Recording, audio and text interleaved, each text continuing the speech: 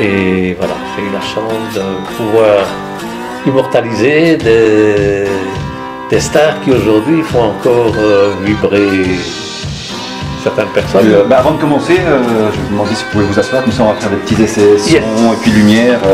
Voilà. Ça vous dérange pas qu'avant de commencer, on pose des questions pendant qu'on installe encore le... Non, posez. Comment vous avez fait pour tomber un petit peu dans la photographie, mais surtout de rock, parce que c'est ça qui nous intéresse, puisqu'il voilà, vous avoir une exposition. Oui. C'est en deux stades. Il y a d'abord la photographie et après il y a le rock. La photographie, je veux dire que je suis tombé un peu par hasard. Après mes grécolatines, je me suis demandé ce que j'allais faire. Et je suis tombé sur une annonce où ils cherchaient des gens pour une agence américaine qui s'appelle la Société de Presse.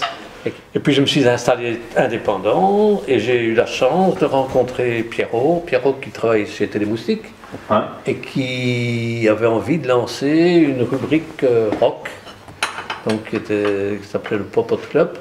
Alors le rock, il fallait savoir que ce n'était pas comme maintenant avec Internet où on savait qui vient quand, où, combien ça coûte et tout.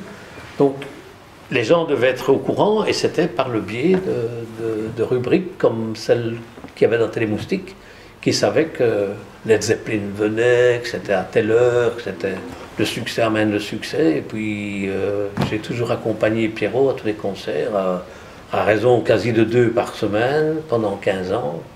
Justement, à propos des rockers, comment ça s'est passé avec Lee Gwen? Enfin, c'est le cas. Lee Gwen,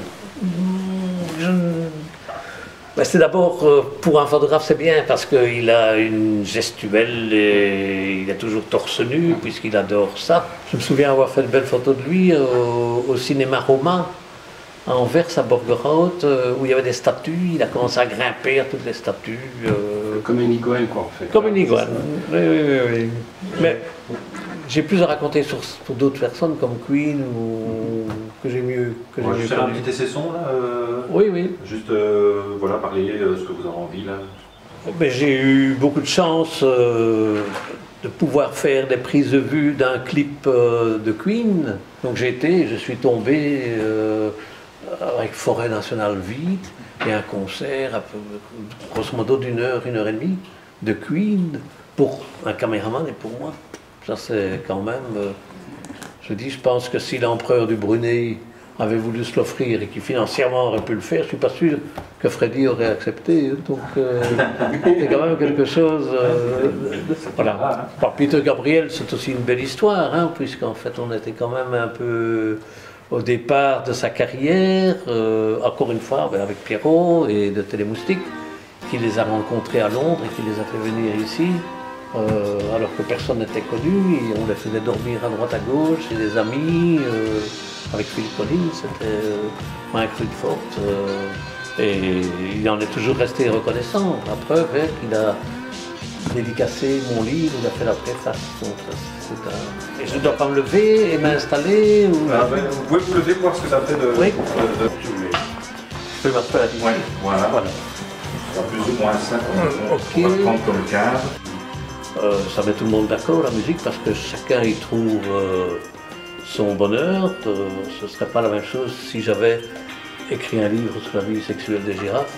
C'est quand même plus spécifique. Ici, on a grosso modo 400 photos, mais à l'expo, il y en a à peu près une soixantaine. Donc on commence déjà par une belle bâche à l'entrée de 3,50 m sur 3,50 m avec Mick Jagger et moi. Paul Courten, première interview.